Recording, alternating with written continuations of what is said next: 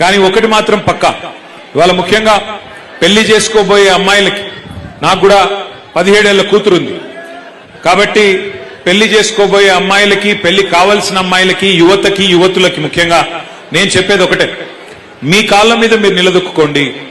ఆర్థికంగా మీరు ఇండిపెండెంట్ గా ఉంటే, ఫైనాన్షియల్ గా ఇండిపెండెంట్ గా ఉంటే తప్పకుండా సమాజంలో గుర్తింపు, గౌరవం అన్ని కూడా ఆటోమేటిక్ గా వస్తాయి.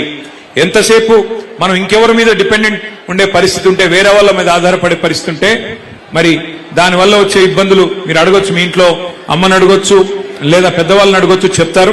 కానీ ఆర్థికంగా తమ కాళ్ళ మీద తాము నిలబడ్డ తర్వాతనే, ఒక ఉద్యోగం సంపాదించిన తర్వాత గాని, ఒక పరిశ్రమ పెట్టినాక గాని, లేదా మీ అంతట మీరుగా మీ కుటుంబానికి చేదోడు వాదోడుగా నిలిచే పరిస్థితి వచ్చేదాకా తొందరపడి పెళ్లిళ్ళు చేసుకోవద్దనేది నా మాట. ఎందుకంటే నా సూచన కూడా, ఎందుకంటే వాస్తవానికి ఎన్ని చెప్పినా తొందరపడి పెళ్లిళ్ళు చేస్తూ ఉంటారు మన దేశంలో.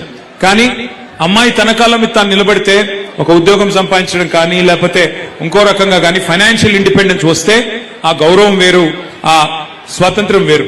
కాబట్టి తప్పకుండా ఈ మహిళా దినోత్సవం సందర్భంగా భవిష్యత్తులో మళ్లీ అధికారంలోకి మీ ఆశీర్వాదంతో వచ్చిన తర్వాత మరిన్ని కార్యక్రమాలు, భరోసా, సఖీ, షీ టీమ్స్, కేసీఆర్ కిట్లు, కళ్యాణ్ లక్ష్మి ఇట్లాంటి ఎన్నో కార్యక్రమాలు, వీహబ్ లాంటి కార్యక్రమాలు ఎన్నో చేసుకున్నాం. దీనికి రెట్టింపు తప్పకుండా భవిష్యత్తులో కూడా